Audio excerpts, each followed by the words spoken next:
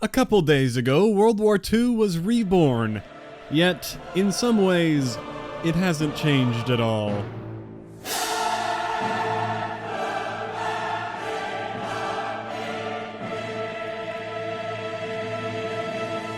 Jokes aside, clearly this massive update has overhauled many aspects of the game, and it helps that they like to bundle their big updates with some new graphics and a new HQ and a DLC pack. Everything combined does tend to feel like a whole new game, at least for a little while. Gotta give them credit where credit is due for keeping things interesting. Or I could be an asshole and say that the World War II beta has now finally ended. Welcome to version 1.0. Luckily, we got to keep all of our levels and unlocks. Just kidding, we like to have fun here. Well, I'm not here to read you the list of updates because I'm a little late to that party. You probably already know what's going on, but I can't just not talk about this update because it's a big deal, so I figured I would pick out a few things that were especially interesting to me that I haven't heard much talk about, and cover what relates to challenges and also to war, because those are my things. First of all, with the big changes to divisions no longer being linked to weapon classes in any way, seemed like the number one thing people were talking about was Armored. No need for Hunker anymore when Armored comes with that, and not only the tactical immunity, but free FMJ and reduced flinch, which I agree, Armored is fantastic. Also seen some hype for Resistance, much better now that it has nothing to do with pistols, and includes the awareness, the intel pings, and a built-in lookout, very good basic training. But I'm not seeing enough love for Expeditionary here. When I saw the tier 4 ability, equipment painting enemies on the map, my god, flashbacks to Modern Warfare 3 Recon Pro, the only thing we had like that until now was Espionage, which tags enemies when you shoot them, but that isn't nearly as useful, since usually when you start shooting someone, you either kill them or they kill you, in which case the tag could be helpful for your team, but the number of times when you shoot someone and they get away and you can track them down with the map, not too common. Yet people were complaining about even that at launch. They had to reduce the length of time people were tagged for, and now you can paint people on the map with tacticals, infinitely better.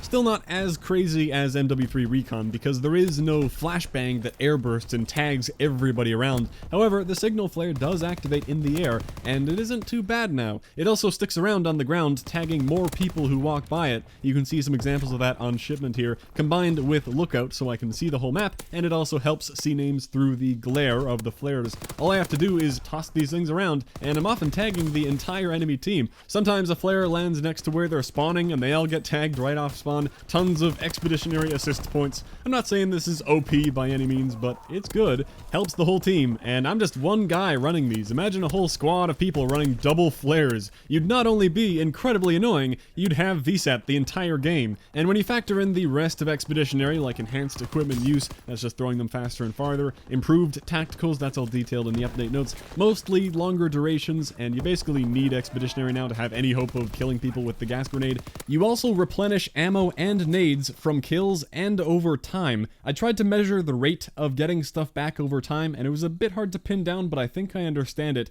If you're full on grenades, you only resupply ammo. You get another mag or clip of ammo for whatever weapon you're using every 30 seconds. But if you're able to resupply a grenade, it looks like you get those back tactical first, then lethal 10 seconds later, then a 40-second break before getting them back again. So kinda weird, but once every 50 seconds you will get both grenades back.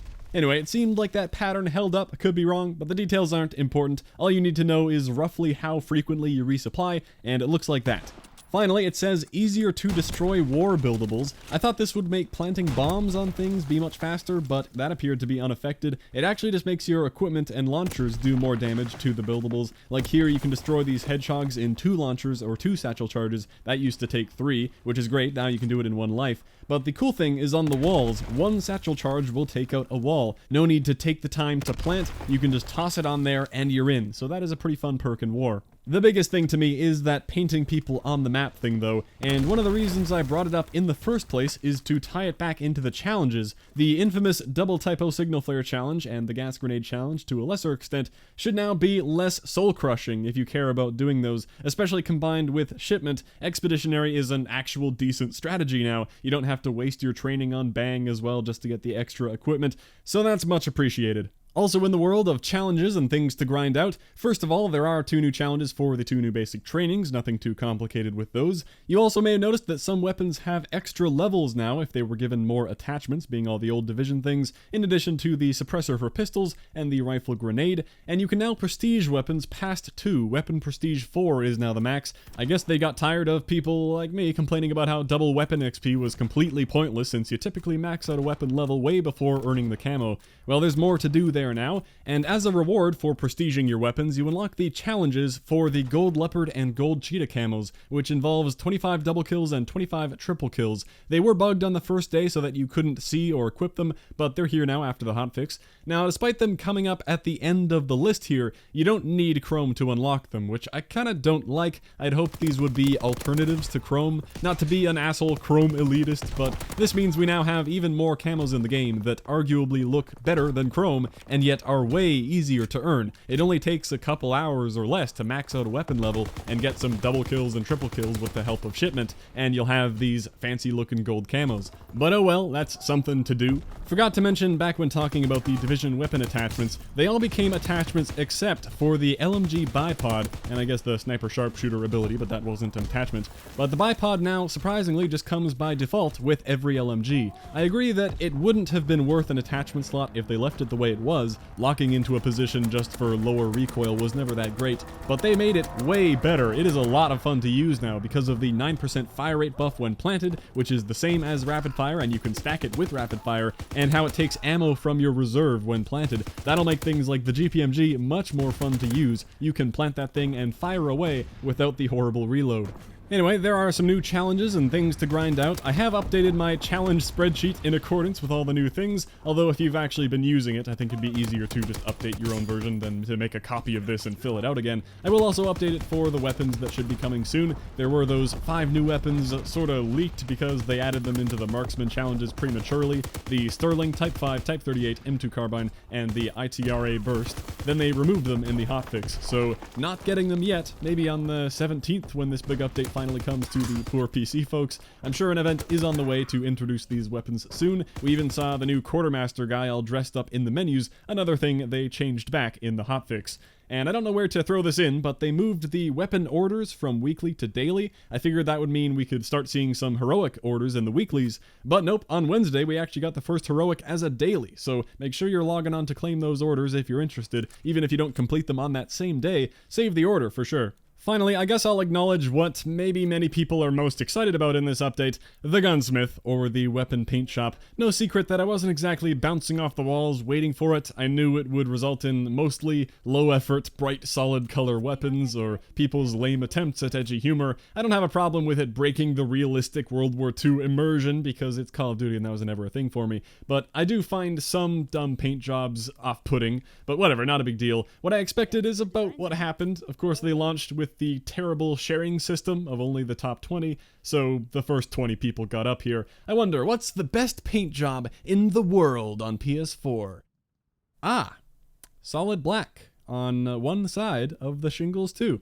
They didn't even bother to black out the top and the other side. That would take too long.